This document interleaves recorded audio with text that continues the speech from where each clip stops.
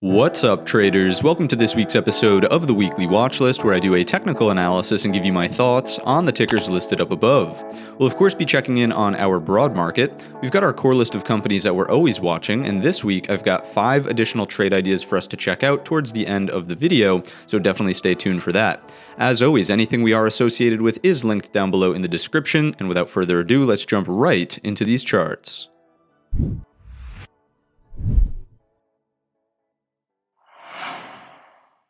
Kicking things off on the SPY weekly time frame, talking about candle structure and location as we always do. There's no doubt about it, from a structural standpoint, the bulls are going to take the win this week. We have just a little lower wick, especially in relationship to the size of the overall candle body.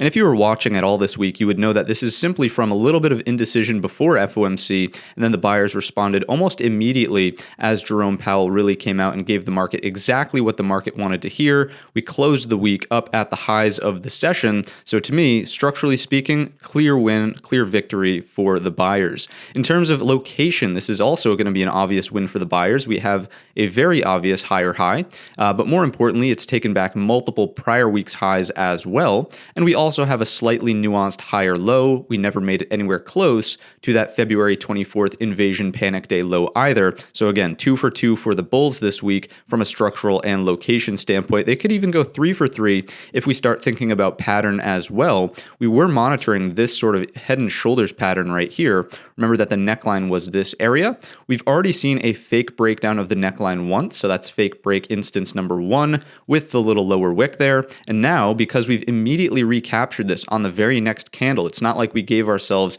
a break and retest for lower. That was not the scenario, obviously, right? So this is yet again another instance of a fake break in short proximity of time of the neckline of this weekly pattern. Now, I'm not saying that the market can't go lower here, but it would seem very unlikely at this point in time that the sellers have enough gas in the tank, so to speak, to push prices once again through that neckline. So to me, 3 for 3 from the buyers in this week's worth of trade.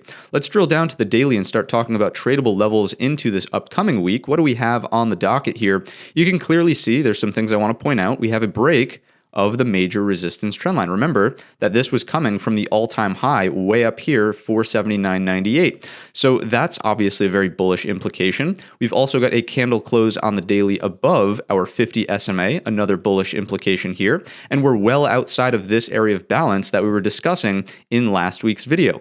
I would also point out that we have a significant higher high. We saw that on the weekly, but from the daily, what that looks like is we recaptured not only this lower high, but this lower high as well, all in one fell swoop, right? We've now closed firmly above both of those levels. So because of that, we can afford a higher low pullback. And that's really what I would focus on over the course of this upcoming week. If we think about how many days to the upside we've seen, it's 1, 2, 3, 4 aggressive green days to the upside, even with a little bit of a gap fill in between there to repair that structure. So the market is feeling, again, very bullish here, but I would not be surprised if we get some sort of pullback that starts to digest this move. So what are the numbers that we should be watching for here? Well, in an ideal world, this is like picture perfect rainbows and butterflies. We hold up above 437. Why is that the number? Well, it's the top of this range. It's the low of Friday. It's the low from here. And it was also an intraday level in this area of balance right here. So there's some historic structural significance as well as Friday's low. So that would give us a beautiful bull flag on breakouts. We're really looking for this double top from back in here. That's at 457.50, and this might just be a bump in the road, the top of this smaller 4-day balance right here, around 452. But again, keep this in mind as the primary target because that's clearly where our lower high and resistance trendline touch was. Again, that number is 457.50. So that's rainbows and butterflies if we hold up above 437. Obviously, the next level underneath that you can see is going to be 429, and that to me is the line in the sand because that's where the FOMC spike to the downside happened first, and then we recovered once Jerome Powell, again, gave us exactly what the market wanted to hear. We will be getting consistent 0.25% or 25 basis point increases to the Fed funds rate for the remaining 6 meetings in 2022. Again, that's if there are no surprises. The market liked that, and clearly that's where that failed breakdown came from. We filled the gap,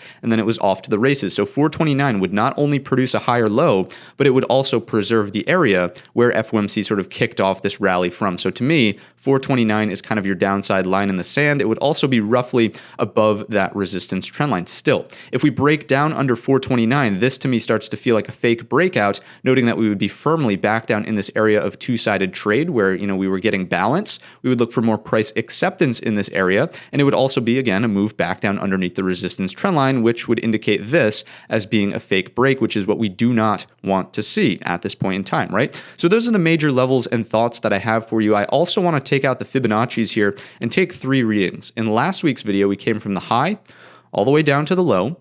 And what you'll notice is that we are now firmly above the 38.2. We were discussing the fact that as long as price remained below the 38.2, technically speaking, it was really just bear flag activity, right? Bears were in control underneath that 38.2. We have now got a candle close above that area. It doesn't automatically mean bullish from this Fibonacci perspective. However, it's a step in the right direction. We can also take a couple more readings. We're going to come from the double top high down to the most recent low, because that's really where the significant selling came from, right? That's what gave us that next lower low. And you'll notice from this perspective, we're well above the 38.2. So this no longer risks becoming a bear flag consolidation zone down here. And we have also closed above the 61.8, which, as we know, dramatically increases the odds that over time we do get a 100% retracement to the top or bottom in the case of a downside or upside move rather of the Fibonacci retracements all over this morning. You get the gist, right? So it closed above the 61.8 also strikes me as being a bullish indication. So that's 2 for 2 from the Fibonacci perspectives. And then the last one we'll do is from here to the top of Friday's run.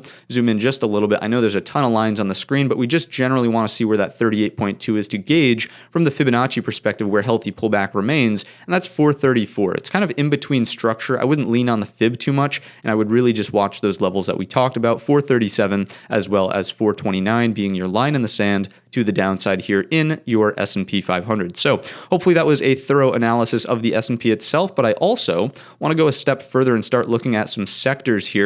What you'll notice first about the sector list is the distribution from Friday. The heavier weighted risk on sectors were up at the top, and the more risk off conservative and lighter weight sectors were down at the bottom of the list, which is exactly what you want to see to confirm this type of movement in the S&P 500 itself.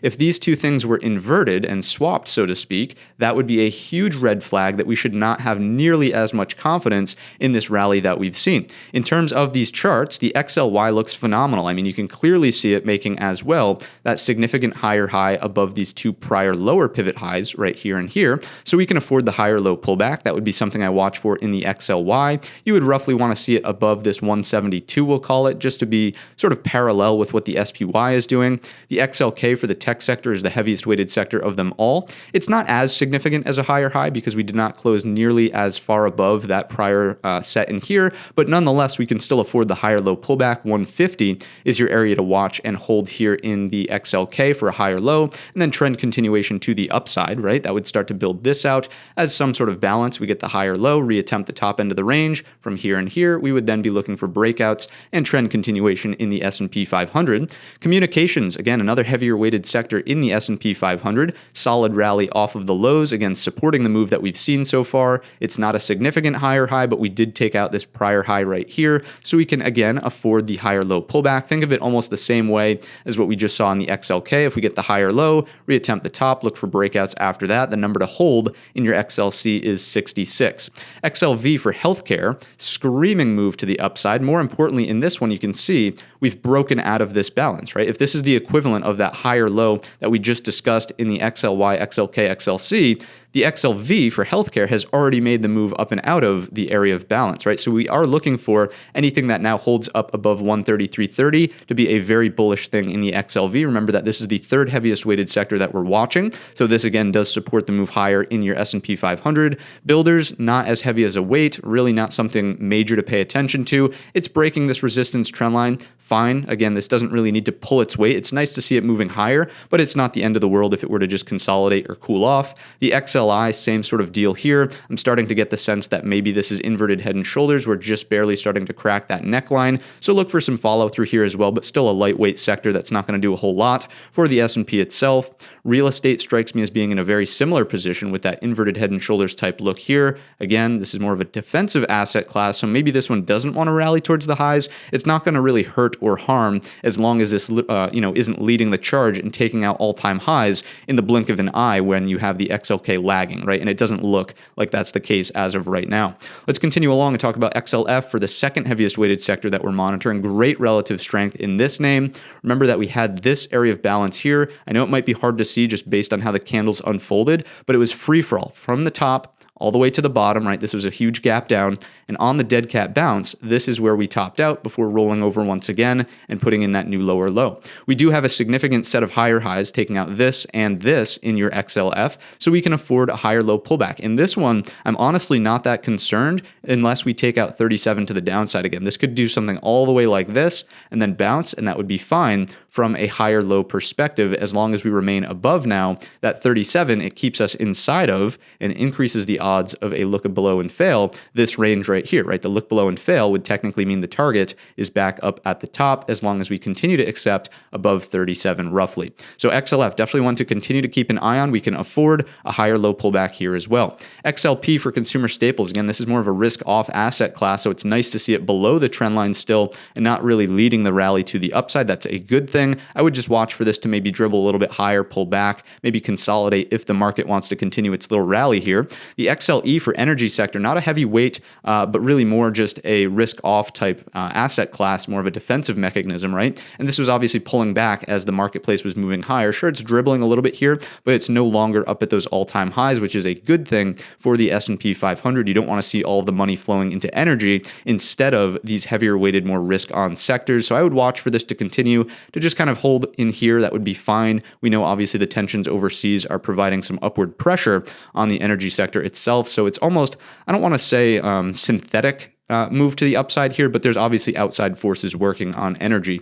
XLU for the last sector, utilities, exactly what you want to see. As the market's really rallying hard, utilities are just going sideways, meaning no one's rushing into these and saying, wow, I've got to position myself in a defensive manner. I don't know what the future is going to look like, right? Utilities just going sideways is exactly what you want to see when the S&P 500 is screaming to the upside. So that's our sector list. Things are confirming what's happening so far in the S&P itself. Let's quickly take a look at the VIX.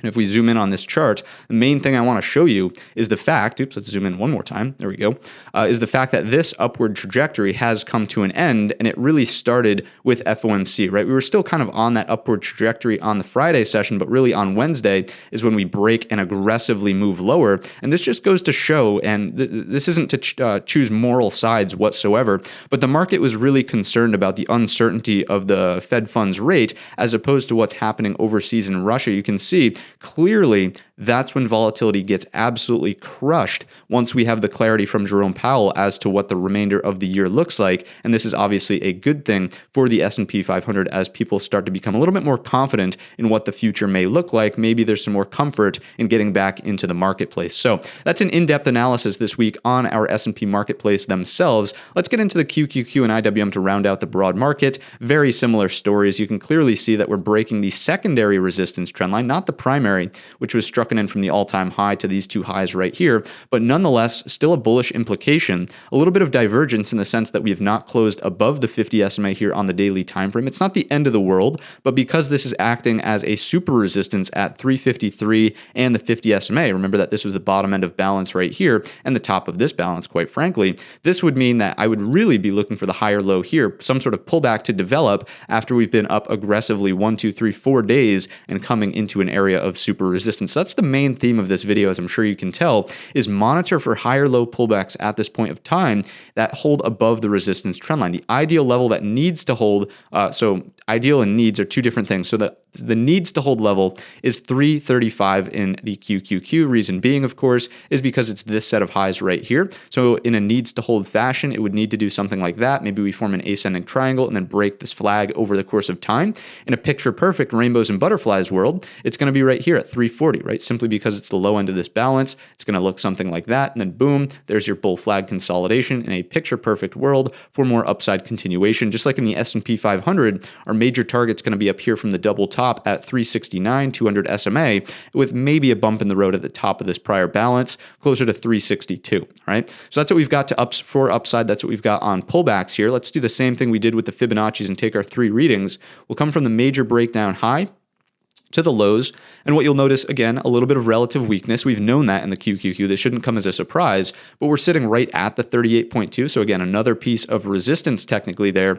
I would really be watching for the higher low pullback to develop instead of just screaming trend continuation. Now, could it just continue higher? Absolutely it could, but you're kind of chasing at this point in time. And I would at least acknowledge the pullback risk that exists out there in the market. So we're at that 38.2. Again, a little bit more of a slightly resistant piece of information. If we come in from the lower high in here, all the way down to the low, what you'll notice is that we did also close above this 61.8. So again, another bullish piece of information indicating that it would be more likely over the course of time that we do make the 100% retracement. And then the last one we'll do is, of course, from the lows up to the highs of this week. And would you look at that, our Fibonacci's are aligning much better than what we saw in the S&P 500. There's your picture perfect world, respecting the 38.2, putting in a bull flag. And then we get a breakout for that double top ultimate target 369. If it breaks down, the line in the sand still has to be this 335, even though the 61.8 is underneath that. I would need to see this hold for the higher low. Otherwise, we're kind of falling right back down into this area of chop. Maybe this is a fake break of the trend line, exactly like what we talked about in the S&P 500, right? So that's what we've got in the QQQ. Let's finish up the broad market with our IWM Russell 2000 and the small caps.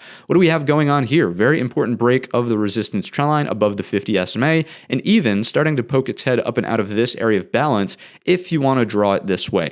As you know, you could also draw it this way, and keep in mind that 208 is also the prior weekly low end of balance, right? Just to illustrate that, I know you're probably sick of seeing it, but here it is, right? There's the level. So can we poke up above 208 this week is ultimately the question, and right, it's a two-parted question. Can we find acceptance above that level instead of just immediately failing back down underneath?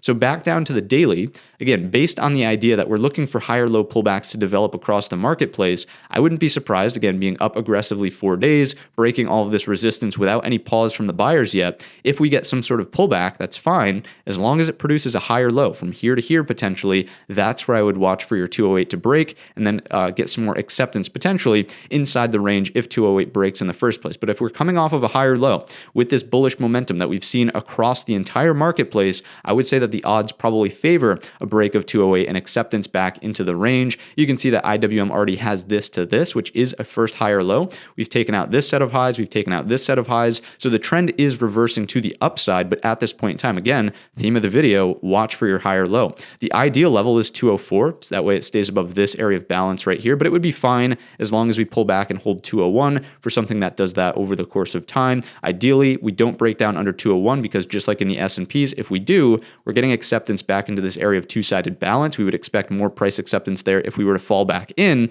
and it would be a fake break of the resistance trend line. So that would be a bearish implication, but as the chart sits, the bulls look to be in full control. We're watching for higher low pullbacks that then attempt this level for breaks into the future. That's going to wrap up the broad market. Let's get into these companies. If you've made it to this point in the video, I'm sure you're enjoying the analysis. Hit the thumbs up button and subscribe to the channel so you know every time a new video comes out. Kicking off our companies here with Apple, you can clearly see that we are still underneath our resistance trendline, which is a bit more of a bearish implication. However, don't be fooled. The rally this week was just as strong as what we just saw in the broad marketplace. This one's going to be a little bit interesting though, because I think the upside reward is limited in relationship to the possibility of some sort of pullback, right? The pullback risk here is higher than the upside reward, noting that we have super resistance with the trend line, the 50 SMA, and this horizontal level at 167 looming just overhead. So to me, Apple is a patience play. We want to wait for some sort of consolidation. Maybe it's just one bar, maybe it's two bars that form a 3-day balance in this general area. You know, as soon as we get a bull flag, that's going to make it playable to the upside on any subsequent breaks of the trend line of the 50 SMA and 167, right? The next major target's 171, and then your double top equivalent in Apple is way up here at 177. Once we can kind of put in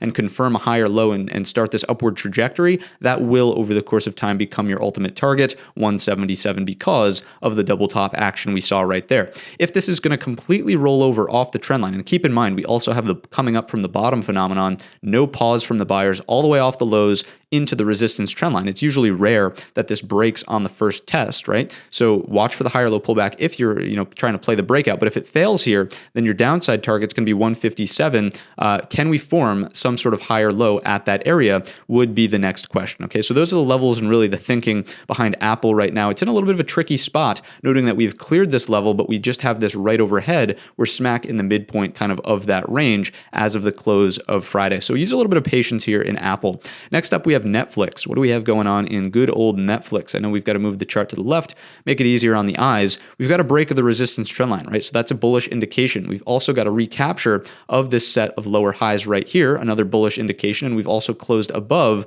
the low end of this flag right in here. So a number of things I've just pointed out are fairly bullish, to be quite frank with you, but just like in Apple, I think we're watching for the higher low pullback. At this point in time, we've been up aggressively 4 days. If we do pull back, we want to see this higher low now start to act as support around 362.34 for something that then does this. Then we can trade for the top of the range. If it just wants to continue, that's fine. You can trade it on an intraday scalp type basis. If you see intraday 15-minute flags, ascending triangles, whatever, that's fine. But just be aware of the pullback risk at this point in time in almost everything that we've seen so far. So be very diligent with your stop losses, especially if you're a shorter term trader looking for smaller targets, right? The pullback could potentially do something like this. And if you're intraday scalping for a move that was only going to be, $2 or $3, doesn't make sense to hold through this amount of drawdown, correct? So be diligent with the stops is what I'm getting at. Watch for the higher low pullbacks and just be aware that the pullback risk is fairly imminent in many of the things that we're watching as of right now. So that's Netflix. Obviously, your upside target would be that lower high from in here, which is 396.70. Call it 397 for round number's sake. We talked about this level. If that doesn't hold at 362, then you could make the argument, and again, I don't know how strong it would be, but that this, and this would now be another lower high. And we could, again, if this breaks, just rotate back down towards the lows. I don't think it's likely based on the amount of momentum that we've seen here and the strength from the buyers, but it's something to keep in mind. Next up, we have Tesla.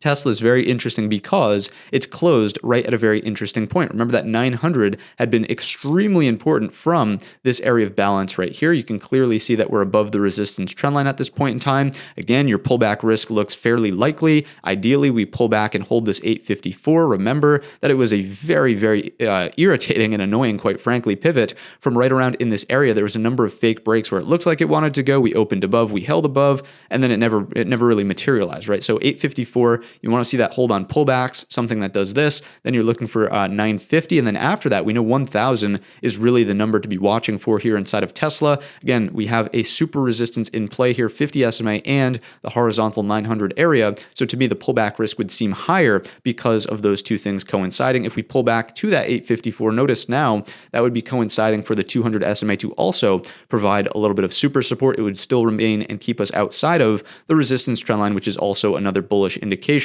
So that's your ideal level that wants to hold. If we put in an area of balance here, treat it just like a bull flag. Obviously, we know the drill, looking for breakouts over the course of time. If 854 breaks, if the 200 SMA breaks again, maybe it's the possibility for a fake move up and over the resistance trend line. But again, with the momentum that really hit the marketplace these last 4 days and the shift in trend, taking out this prior lower high, correct, from here to here, closing significantly above this high as well, it would seem that it's not very likely that we're going to rotate all the way back down towards these lows. Again, you can apply this to almost every chart that we've looked at so far. I would feel as though into these upcoming weeks, or this upcoming week, let's keep it singular, short-term focus, right? That the lows of last week are fairly secure. Let's continue along and talk about AMD.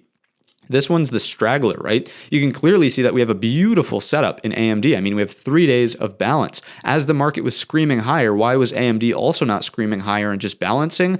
I don't know for sure, but it means if the market continues to scream to the upside, if the market gets consolidation then breaks, I would watch for AMD to do something like this, break the resistance trend line, and move to that next lower high from here to here, correct? So that would be your target, up around 124 on the breakout, up and over 115.50. That's a nice little range to trade for there. Obviously, if you're a day trader, you're just looking for scalps to the upside, but favoring the bullish trades as we move into this range. If it's a breakdown out of the 3-day balance to the downside, clearly, then what do we have on the docket? Well, we would also be breaking back down into this area of chop. Maybe the rotation is all the way down to the low end at 100, but But I would always look for the range doubling rules first. So our range is technically something like that. I wouldn't push your luck, and I would really keep an eye on this target right here. Let's call it 105 even as your first downside target, especially if the market itself, the QQQs, are moving higher over the course of the week. I wouldn't push your luck to the downside in AMD. Keep it conservative with just a range doubling anticipated measured move target here to the downside. So that's AMD both up and down. The pattern, again, looks fairly playable, stuck in 3 days of balance. Clear over and under levels, 110 to the downside, 115.50 to the upside. FB for Facebook is up next on our radar. And if you guys remember, I mentioned a long while ago as we were gapping down the first break of this resistance trend line. Oops, it was right here. The one that did this on that little day right there, I actually bought some Facebook shares. So I am underwater on the position. I will be completely transparent about that. On my time horizon, it's somewhere between a 2 and 5 year hold. I'm fine with that. And you can see we now have another break of the major resistance trend line from the earnings gap down. So I did add to my position on this gap up and hold on the, what was that, Wednesday session from FOMC. So my position basis is slightly lower, but nonetheless, it's still underwater. I'm not trying to avoid that, right? But I am looking for more upside now that we've broken trend here and we're moving aggressively to the upside. Do I have a little bit of a long bias? Maybe, because I'm holding a long position, but it's hard to argue with the fact that the resistance trend line has broken and we've seen 3 consecutive green days to the upside. Just like everything else, I'm not trying to deny the pullback risk here. So if we do pull back, where do we want to see hold? Probably 203.50, right? 203.50 coming from the low end of this prior flag right here, a little balance area. It would also be well above this lower high from here to here, 199, 200-ish area. So that's your ideal level that holds 203.50s. But if it does pull back a little bit more aggressively, your must-hold area is that 200, 199. Just like we talked about in the SPY and the QQQ, we have the nice to hold and then the needs to hold type of levels. Those are the two here inside of Facebook. If we continue to the upside, clearly, your next break after some period of consolidation is coming up and over 217 roughly for the rotation to this lower high from here to here, which is at 235, right? That's really an attractive range to start trading for, especially as an intraday options scalper. That's going to open up the doors for some upside here in Facebook. So consolidation, beautiful, ideal. Break happens, something like that. If we pull back, you want to see this hold 203.50. If it starts to go, that's where you get a little bit more concerned back down underneath 200. Next up, we have NVIDIA, another screaming rally to the upside, clearly breaking your resistance trend line, which is coming from, by the way, the all-time highs. That's a pretty bullish implication. We have a significant higher high, both above 1 and 2 sets of highs in here, and we have the equal high to our double top. So this one definitely, to me, looks most likely to have some sort of pullback. That would do something like this, consolidation, fine, and then a break for this momentum continuation. Our next level overhead is 287 coming from the lower high right here, and if we scroll back in time, very important support from here, a little bit of resistance in there as well, but really it's this first lower high after the more aggressive down move came from the trend line, right? So 287 is the upside target after some period of consolidation, looking for a breakout. That would be great. Feels like you're chasing it up here. I suppose, again, intraday scalpers, that's fine if you're looking for upside, but a stop has to go just back down underneath the double top from in here. Noting, again, your pullback risk means it could essentially play anywhere in this range right here. Let's quickly take a look at the, let's go to a 30-minute on our intraday here on NVIDIA just to see if we have structure to play off of. Let's get rid of that distracting pink view app. There we go. What do we have in store? So it was pretty much straight higher off the open, right? 258 could potentially be a pullback level to watch just because that's really where a majority of the day's consolidation happened, but it's still really high in the overall pattern, right? If we zoom in on the daily, I mean, that's asking for pretty tight consolidation. It would be great and fantastic if it happened, setting up a bull flag, but it might be asking a little bit much. Note that there's kind of thin structure down underneath that 258.77. So just be cognizant of that if we get a more aggressive pullback into the upcoming week. I would say, because this has made such a significant higher high, it's completely fine for it to pull back and do something like this over the course of time, digest this overall move. It doesn't have to do that, but again, that would set up a more risk-friendly entry over the course of time. Let's keep continuing on here. We have Microsoft at the 300 pivot, right? So again, this is sitting right at a lot of resistance. We have the trend line, which is technically broken, but we're just barely above it. 1 day's close above 50 SMA, 200 SMA, and 300 pivot points. So to me, seems likely that Microsoft gets some sort of pullback risk into the earlier part of this week. If it pulls back,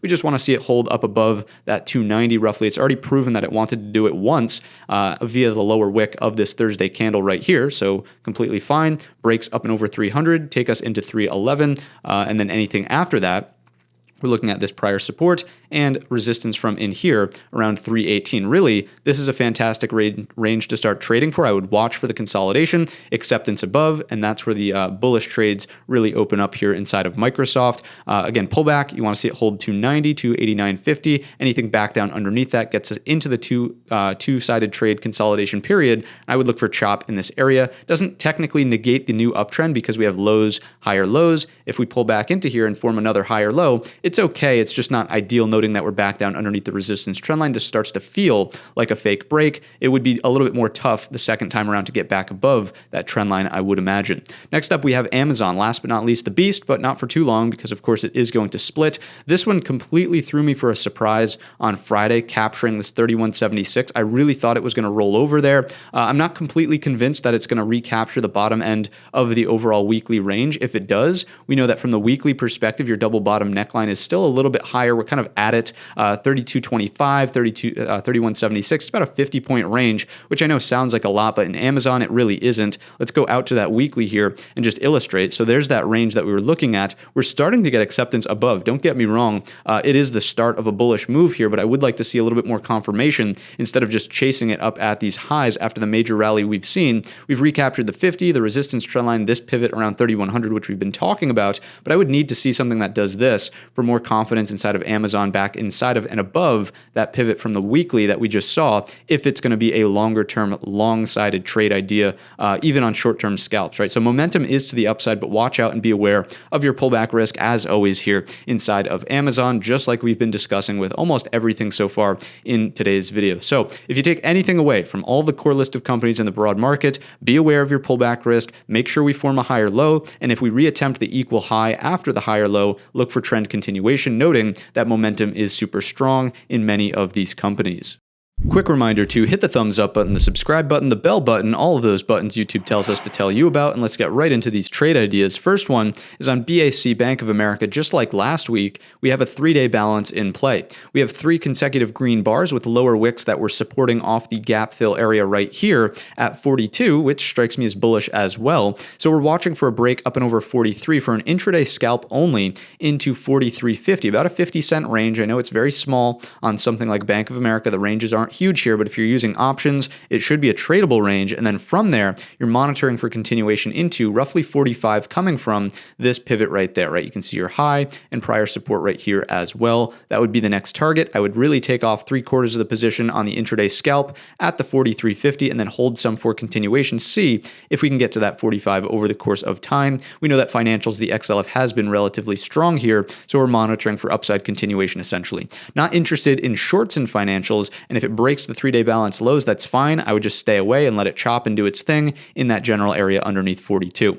Next up, we have LCID, good old Lucid. What's going on in Lucid that's worth talking about? Well, if we take a look at this chart, let me expand it a bit here. You'll notice that we're at a critical juncture, right? We have this upper balance here and we have this lower balance right here. We're right at the junction of the two, which is roughly 25.65.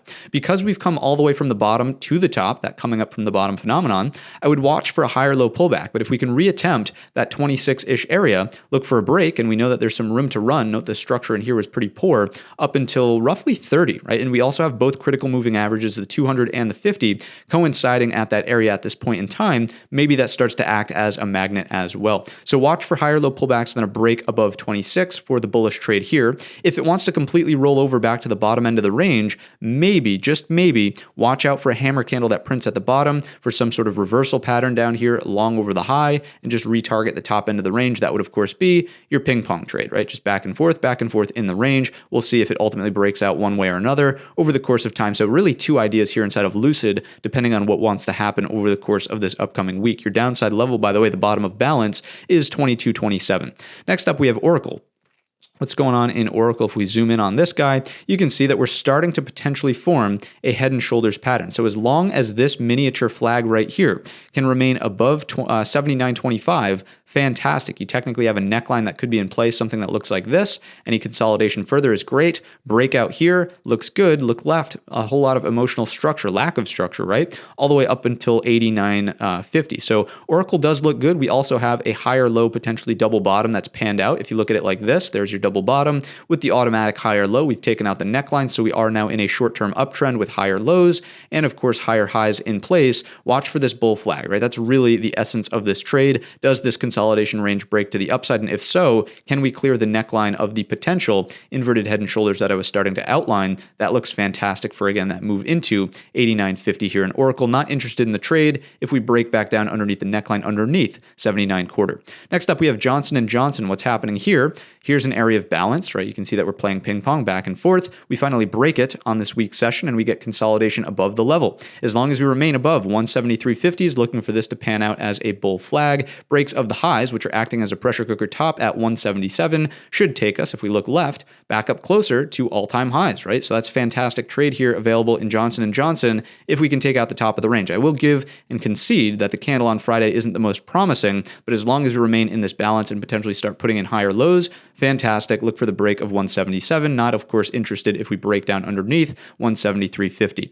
Last but not least, we have CROX, and shout out to Trades by Matt. I really hope he gets his sponsorship someday for the fur-lined, fleece-lined CROX that he's been rocking recently. Anyways, what we have here is potential for a pressure cooker top to either break and then thin structure off to the left, or just like what we saw in Oracle, does this want to turn into an inverted head and shoulders, right? There's your neckline. Break should take you to the 50 SMA and the top of this thin structure to the downside. So just keep an eye on 84.35, 85 if you want to be conservative. A break of that is a break of this multi-day pressure cooker top, and we're looking to move through thin structure over here off to the left with relative ease. On this one, you want to see either consolidation that holds above 74 even, we'll call it for round number's sake. It's also the double bottom neckline right around in here. If that gets taken out, not so interested in the reversal here inside of CROX. Sorry, TBM. So that's going to wrap up this week's video. If you enjoyed it or learned anything new, let me know down below in the comments section or by giving the video a thumbs up. Don't forget our secondary channel is linked down below in the description where we do 10 to 12 video ideas every single day. And with all of that being said, I wish you a green trading week.